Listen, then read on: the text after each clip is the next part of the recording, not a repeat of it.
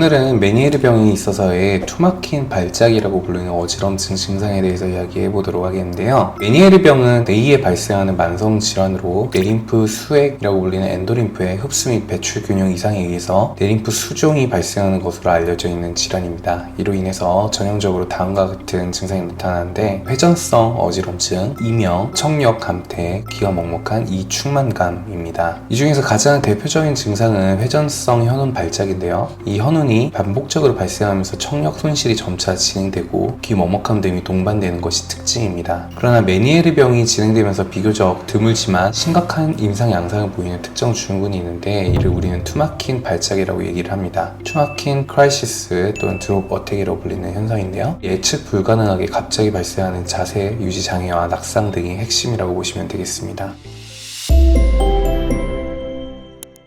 진단적인 접근인데요. 메니에르병 환자분들의 진단과 비슷하다고 보시면 되겠습니다. 청력 검사를 하게 되면 전형적인 저주파수 내역의 감각신경성 난청을 확인할 수가 있어야 되겠고요. 전천기능 검사에 해당하는 비디오 안진 검사, 전기 안진 검사는 당연히 진행을 해야 되겠고요. 칼로리 테스트라고 불리는 온도 안진 검사를 통해서 양쪽 뇌의 반고리 간 반응 차이를 확인하게 되고 두부충동 검사인 V히트 검사를 통해서 고주파 대역에서의 반고리 간 기능을 확인할 수가 있겠고요. 필요하다면 이제 영상 검사인 MRI 등을 고려를 해볼 수가 있겠고 뇌관이나 손해병변 등에 대해서 가능성을 배제를 할 필요가 있겠고요. 병력 처치가 가장 중요하겠습니다. 메니에르병의 다른 전형적인 증상과 함께 투막힌 발작으로 나타나게 된다면 갑작스러워 짧은 낙상 에피소드겠죠. 그렇다면 이제 진단하는 데 있어서 도움을 얻을 수가 있겠고요. 결론적으로 말해서 전정기능 검사, 청력 검사 등 메니에르병의 진단 과정과 함께 임상 증상을 종합해서 진단을 내리고 증상을 확인하는 질환이라고 보시게 되겠습니다. 치료 및 관리인데 이 투막힌 발작 자체를 직접적으로 제어하기 위한 약물 치료는 제한적이라고 보실 수 있겠습니다. 발작이 발생하고 얼마 안 있다가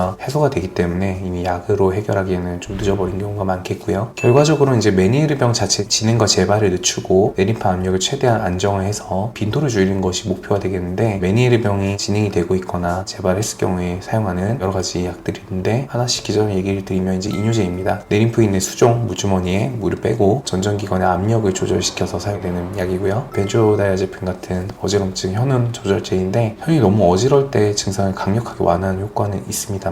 투막힌 발작을 예방한다든지 증상의 근본적인 원인을 해결하지는 못하기 때문에 사용에 있어서 주의를 좀 하셔야 되는 약이라고 볼 수 있겠고요. 히스타민제입니다. 이제 메클리진이나 디멘하이드레니트 등의 약제인데 급성 현운 완화에는 도움을 줄 수가 있겠으나 마찬가지로 이제 투막힌 발작에 근본적으로 막거나 치료 자체를 하는 약은 아니다라고 보시면 되겠고 증상이 진행이 되는 경우에는 경구 스테로이드를 또한 사용할 수가 있겠습니다. 메니에르병의 급성 악화 억제를 위해서 사용할 수는 있지만 마찬가지로 투막힌 발작에 대한 즉각적인 효과를 내기에는 제한적이라고 볼 수 있겠고요. 필요하다면 고신내 겐타마이신 등의 독성을 이용해서 전정기능, 균형기능을 일부 억제하거나 파괴함으로써 난치성 메니에르 환자분들의 어지럼증 빈도를 낮추는 데 응용할 수는 있겠습니다만 약물 쓰고 호전이 안 될 때 고려하게 되는 옵션이라고 할 수가 있겠고 다양한 수술적 치료들도 있겠습니다. 메니에르 발작기가 끝난 이후에는 전정 재활 치료를 통해서 전정기능의 전반적 보상작용을 높여서 자극이 오더라도 최대한 덜 예민하게 지나갈 수 있도록 만들어드리는 전정 재활 운동을 항상 하셔야 되겠고 가장 중요한 건 생활습관 관리겠죠. 저염식, 수분 섭취의 조절 매우 중요하고요. 카페인, 알코올, 니코틴 제한 역시 중요합니다. 혈관 수축이나 이뇨효과를 내기 때문에 뇌 기능 약화가 발생을 하게 되고 그렇게 되면 메니에르병의 빈도가 늘어나게 되겠죠.